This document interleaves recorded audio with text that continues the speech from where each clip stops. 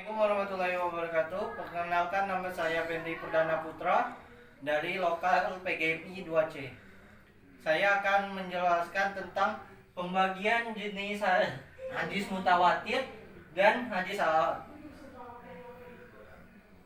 Hadis mutawatir di sini dikelompokkan, dikategorikan menjadi dua kategori. Yang pertama itu hadis lazim.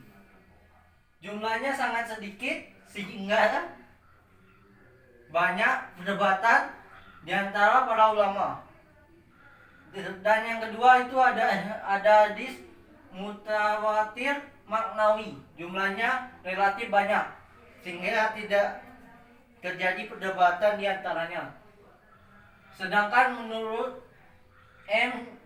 Syayudi Ismail mendapatkan satu hadis mutawatir amalia, yaitu segala satu yang dikerjakan oleh Nabi Muhammad dan diikuti oleh para sahabatnya.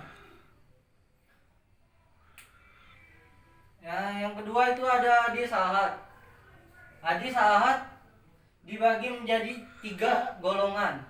Yang pertama itu hadis mansyur, yaitu hadis yang diriwayatkan oleh 2 orang perawi atau lebih, tapi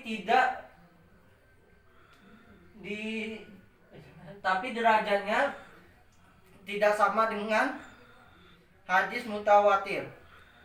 Yang kedua itu hadis aziz. Hadis aziz adalah hadis yang diriwayatkan oleh tidak kurang dari 2 orang perawi, dan tiap hadis tersebut memiliki tiap tingkatannya. Yang kedua itu yang ketiga itu hadis goib. Hadis yang diriwayatkan cukup dengan 1 orang. Yang selanjutnya itu ada contoh-contoh hadis mutawatir. Yang pertama itu contohnya hadis mutawatir al-azi. Contohnya, barang siapa sengaja berdusta atas namaku, maka tempat duduknya dari api neraka. Yang kedua itu ada hadis mutawatir maknawi. Hadis yang biasa menyangkut aktivitas ritual. Dan yang terakhir itu hadis mutawatir amalia. Seperti waktu kita sholat, seperti waktu sholat id dan sholat jenazah, sholat-sholat lainnya, dan segala amalan yang dilakukan oleh Nabi Muhammad. Yang selanjutnya itu ada kedudukan hadis ahad menurut ulama. Hadis ahad yang makbul dapat diterima dan digunakan sebagai hukum selama tidak bertentangan dengan Al-Quran dan tidak bertentangan dengan akal sehat. Dan selanjutnya itu yang terakhir itu ada D, tingkat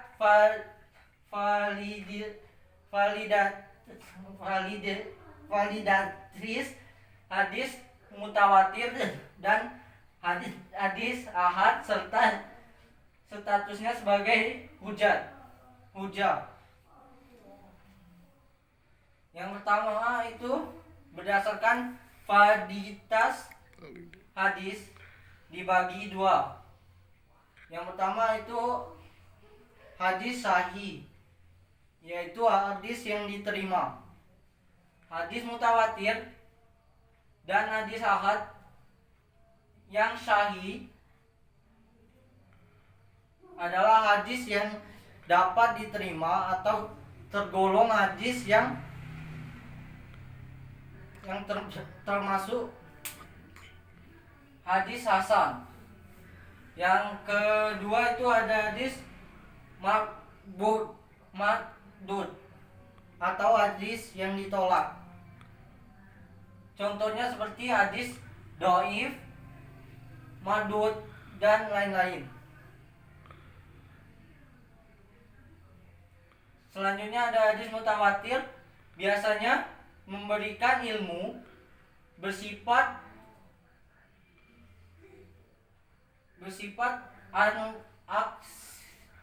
aksiomatik. Maksudnya hadis mutawatir mengandung ilmu yang